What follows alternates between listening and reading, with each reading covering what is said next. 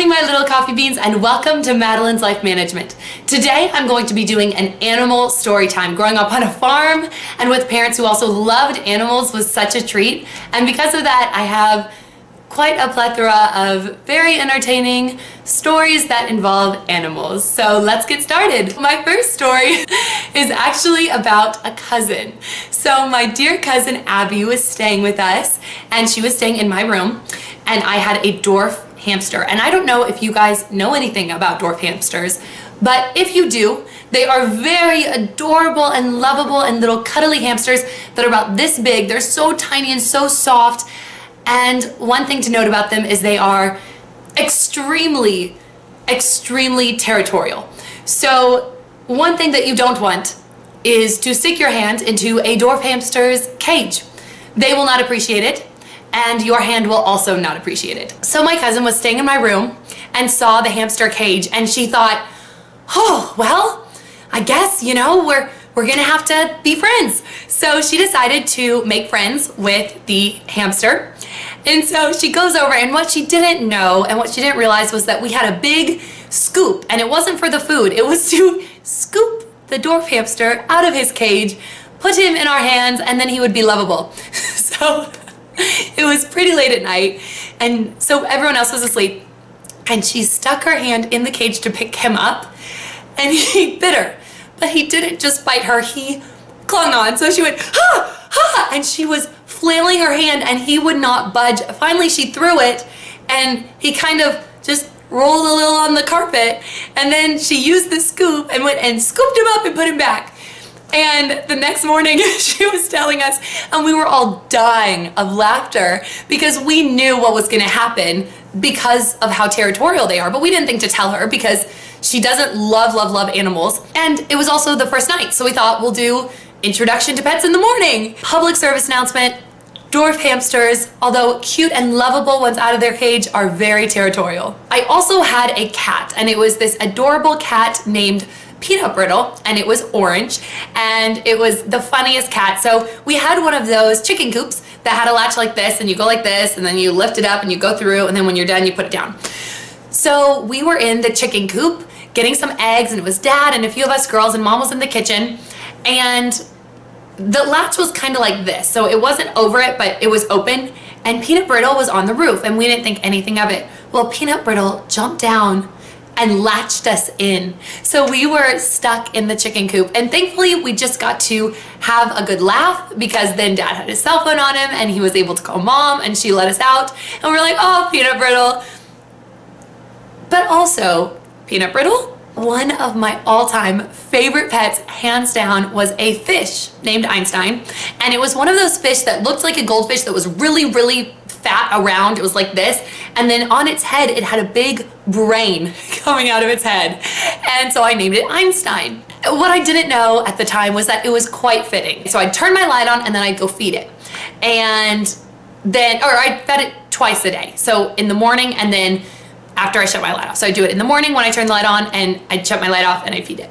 So anyway, so I was in this pattern, and one morning I turned my light on and I didn't feed my fish right away. I think I might have put my outfit on for the day, maybe brushed my hair, brushed my teeth, went to the bathroom, and when I came back, my fish was on the bottom of its cage, flipped over. And I was like, oh my goodness, you know, did it die? Is it okay? And so I was kind of freaking out because I knew fish that were dead flipped over.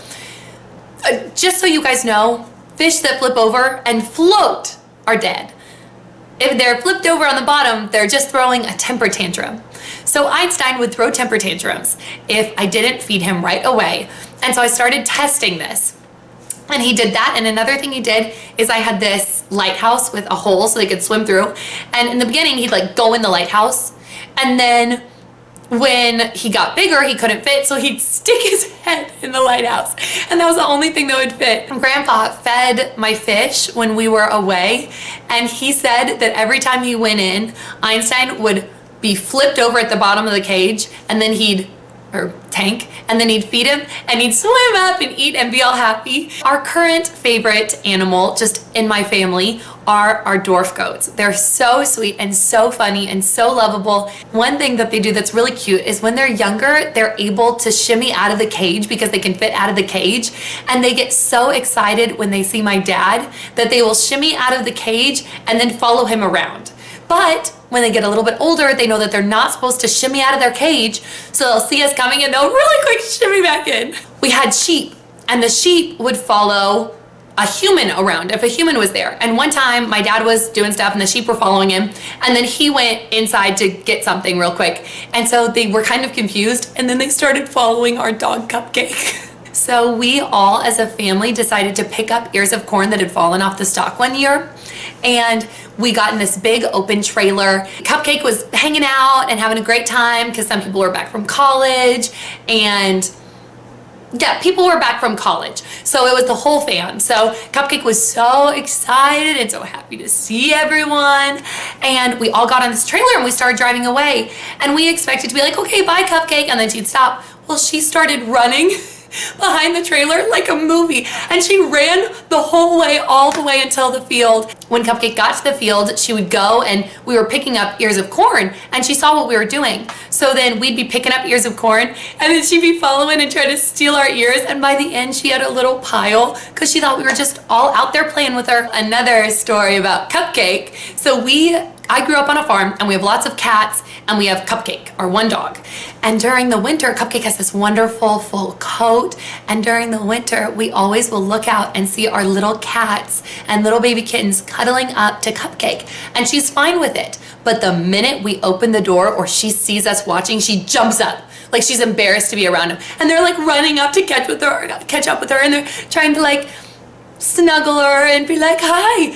And she's just like hopping away like, whoa, I don't know you, what are you doing here? When we were little, we'd always tell the story of our guinea pig named Smoochie Love Snuggle Huggle something something Ep. It was a very long name because we were young and they allowed us to name our guinea pig. And we would always say, oh my, that guinea pig only bit dad, it only bit dad. Well, growing up, I just thought, why did the guinea pig only bite dad? And then when I got older, I found out why. And in home videos and in truth, we never held the guinea pig. We petted the guinea pig's fur, probably none too gently. No, I'm sure it wasn't hard, but I'm also sure it wasn't the softest thing in the world. And dad was the one that would get her out of the cage and hold her for all of us to pet. So of course, Smoochie's Snuggle Huggle Love Ep only bit dad because she was only given the opportunity to bite dad. And my sweet dad holding that guinea pig, probably as it is just biting his hand off, being like, oh, isn't it so cute? Do you want to touch its fur? Such really sweet looking back. But also, my poor dad. He does have a lot of calluses from farming, but also maybe a few from a guinea pig. Sugar gliders. So my little sister Lillian and Juliana had sugar gliders. And we had one sugar glider that was super friendly and really nice and easygoing. And then we had another sugar glider that was a bit of a biter. And the really sweet sugar glider ended up getting sick and passing away. And then our biter survived. So we had a family friend up, and he was like, oh, you guys have sugar gliders, that's awesome. And this guy's notoriously hysterical. He's so funny. So he grabs the sugar gliders from, they're like, they live in these little pouches. So they have the big cage and then you put them in these little pouches. So it was in its little pouch, and he, unknowing to be afraid, grabbed that sugar glider, and we were laughing so hard that we weren't able to tell him that he should be careful. Literally. He puts it on his face. He's like, he uses his tail, goes, oh, like, bonjour. He pretends it's a mustache as he's got the biting sugar glider very close to his face. And those things are fast. And we're laughing so hard. And he's just moving. And then he sticks it in his pocket because they're also called pocket pets.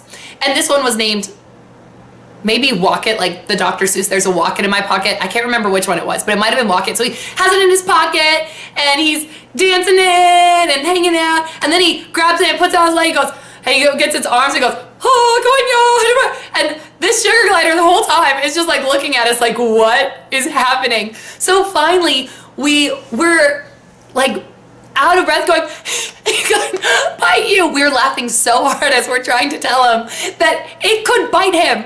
And so then he realized, he goes, what?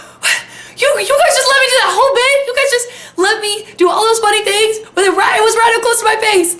So it didn't end up biting him. It was probably laughing too. My little sister, Juliana, had this bug that was called a vinegaroon, and she named it Vinny.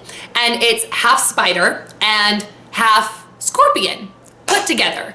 And it shoots vinegar into the eyes of its prey. So anyway, we went over and Juliana thought that this was the sweetest little, she loved Vinny, and it was disgusting. And I think we all were like, does she really like Vinny? Or is she just, no, she loved him. She really loved Vinny, and she thought he was cute, and she thought other people would think he was cute. So whenever someone would come to the house, she'd be like, do you want to hold my vinegaroon? Blake hates spiders, and he ended up coming to the house, and Juliana goes, wanna hold Vinny? Wanna hold my vinegaroon? And sweet Blake let that thing, which I would not even touch, let it crawl on his arm. The whole time I'm like, but he did it. So the last story I want to tell actually includes Juliana as well. She's a big lover of animals, and she had this chameleon that laid eggs, and she read up on it, and she discovered that you put the eggs in vermiculite and you have to keep them hydrated, and it's a whole process. I don't know if you guys know this, but the gestation period is 9 months for a chameleon, like a human baby. We didn't know that. So we all thought that all these little baby chameleon eggs were dead, and we were kind of like, when do we tell her? Do we, like, they're not smelling? Do we let her just keep doing this? This is gonna be so sad. And every single night she would pray that they would hatch. She'd be like, dear Lord, please, please, please let my chameleon eggs hatch. And so of course, mom and dad were like, well, we can't throw them out. Just praying for them every day. God can do anything.